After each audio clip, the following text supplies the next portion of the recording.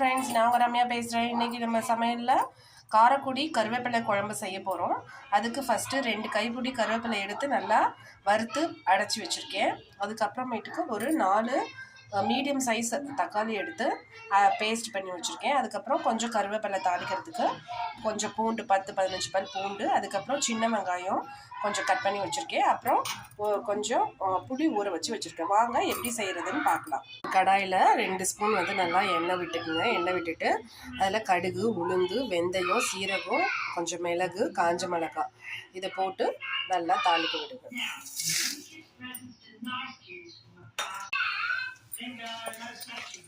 நல்லா கடுகு பொரிஞ்ச பிறகு பூண்டும் கருவேப்பிலையும்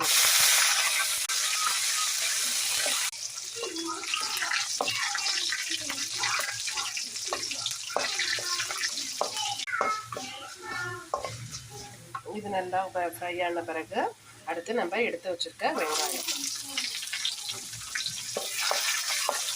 வெங்காயம் கொஞ்சம் நல்லா கண்ணாடி பதம் வர வரைக்கும் கொஞ்சம் வதக்குங்க. வெங்காயம் நல்லா கண்ணாடி பதம் அளவுக்கு வந்துருச்சு. இப்போ நம்ம கருவேப்பிலை ஆட் பண்ணிப்போம்.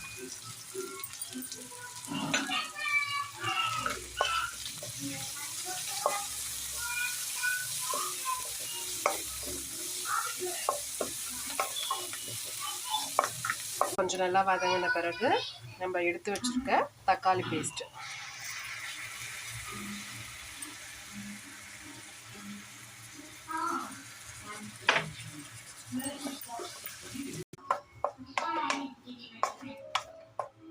கொஞ்சம் நல்லா வதங்கின பிறகு அதுக்கப்புறமேட்டுக்கு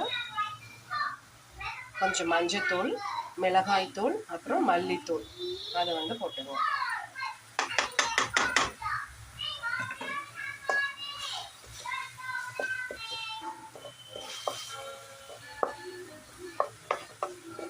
இந்த குழம்புக்கு தேவையான புளி, கொஞ்சம் புளி கரைச்சி வச்சு புளி ஊற்றிடுங்க.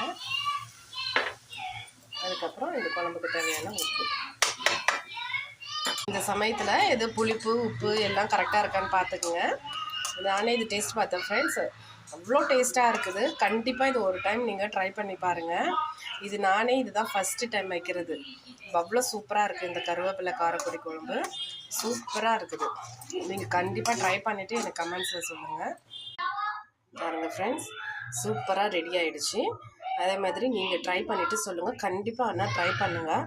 இது அவ்வளோ டேஸ்ட்டாக இருக்குது. நானே ஃபஸ்ட் டைம் வச்சுருக்கேன். அவ்வளோ டேஸ்ட்டாக இருக்குது. நீங்கள் ட்ரை பண்ணிவிட்டு சொல்லுங்கள். தேங்க்யூ ஃப்ரெண்ட்ஸ், பாய்.